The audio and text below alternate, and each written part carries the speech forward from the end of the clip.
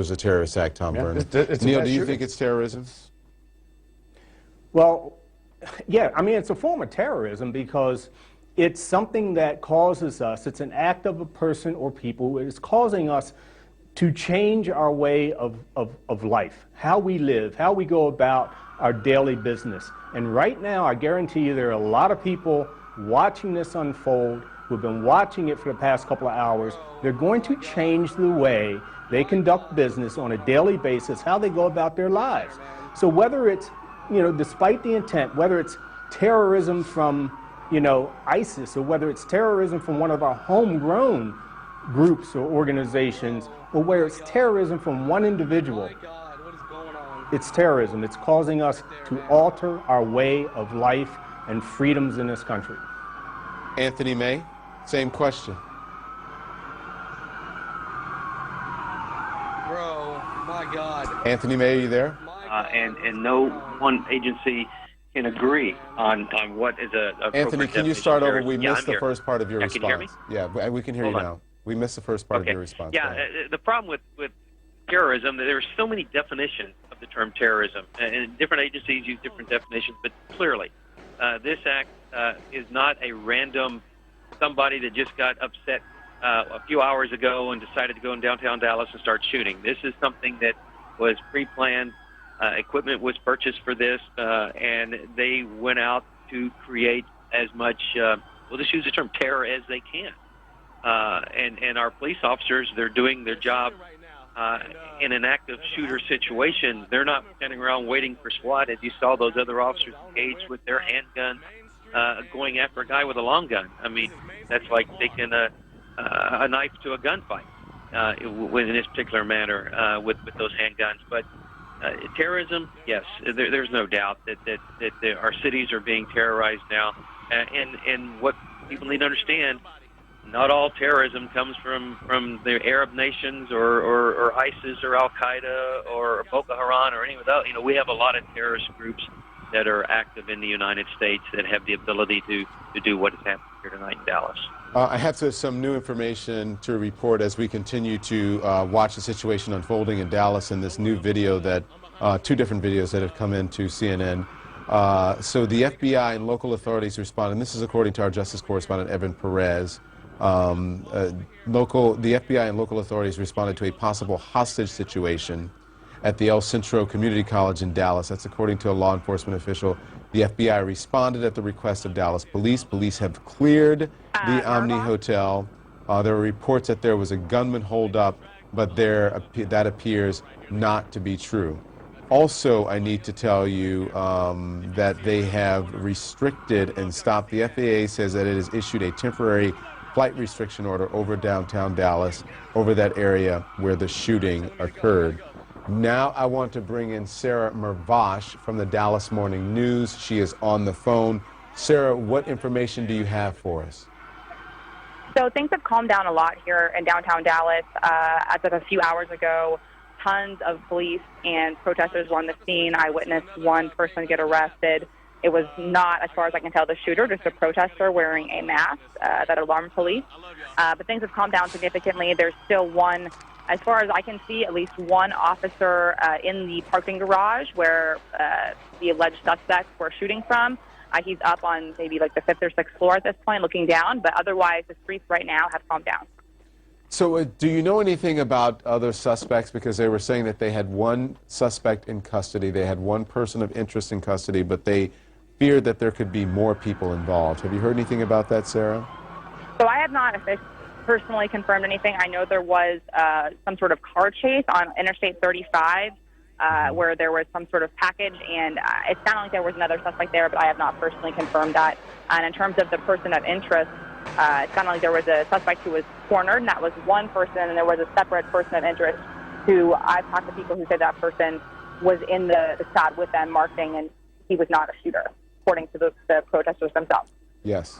So, yes, that person is, excuse me, was a person of interest. They don't believe he was involved in it. And as far as you said, the I-35, what happened with that is that they said they witnessed someone throwing a bag into a Mercedes and then speeding off. They chased him down the interstate, and they are questioning two persons of interest in that. So Sarah, you said it has calmed down, but that's still not back to normal. Oh, definitely not. I mean, this is the most crowded I've seen downtown in the 4 years that I've lived here at this time of night. And people, I mean, witnesses and just onlookers, people are out walking their dogs to see what's going on. And I would just talk to a mother and son who witnessed the shooting. And the son is a 16-year-old black man and black boy. And he had his hand, he's wearing patriotic gear, and he had his hands up as the cops drove by just to be safe. Yeah. Have you been able, Sarah, to, excuse me, to look at any of the video coming in? Because there's lots of video, it appears, of the suspect, or at least one of the suspects, shooting and possibly being apprehended coming in to us, and I'm sure to other news sources. So as I am on the scene, I don't have the same access as you do. I interviewed one of the marchers who took a Facebook Live video of the shooting itself, and I have seen that. Michael Kevin? But I have not. I'm sorry? Was it Michael Kevin? Michael Batista? Yeah, okay. Well, that's a different, the same person. Go ahead. And so he witnessed what he said was the first officer go down, and he saw that officer being dragged into a car. The officer could not move or get up on his own. All right. Sarah Mervosh from the Dallas Morning News joining us. Sarah, thank you very much. And Sarah is referring to the video that you're seeing on your screen right now, shot by this man, Michael Kevin, on Facebook. Again, he witnessed a shooting.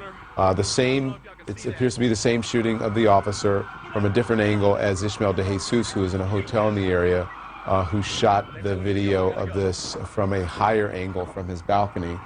He said he came out just around 10 p.m. Eastern time because he heard shots, pulled out his camera, and saw an SUV that was parked and a man who was shooting randomly into an intersection.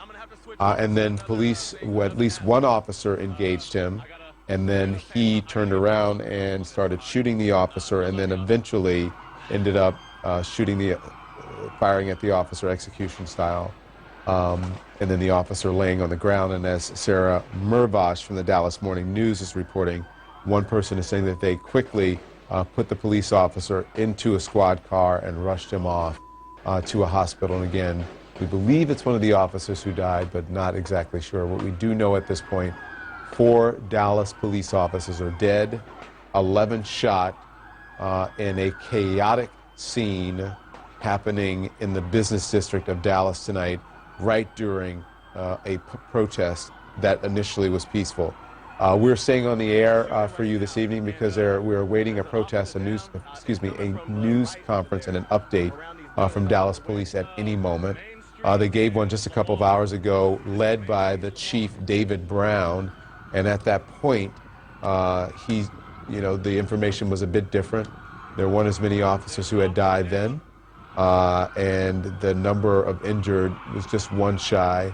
They also told us in that press conference that there was one civilian who had been injured in all of this as well. There were several officers who were still being treated and still in critical condition, but hopefully the number of injured and killed will not go up this evening. And as I want to say as often and as vehemently as possible, that our thoughts and prayers go out to the officers and their families and their colleagues and friends involved in all of this. Police officers around the country are watching this and are saddened by it and are also frightened. As some of our guests have pointed out this evening, that we are now living in a culture of fear of police officers who are being shot by citizens, and a culture of fear from citizens who are in fear of being shot by police officers, and also people who are in fear of walking down their own streets, becoming victims of random violence as well. Charles Blow is here with me, CNN political commentator and op-ed columnist. Neil Franklin, a retired Maryland State police officer. Police major is here. Tom Burney is a retired New York City police detective. And Areva Martin is the attorney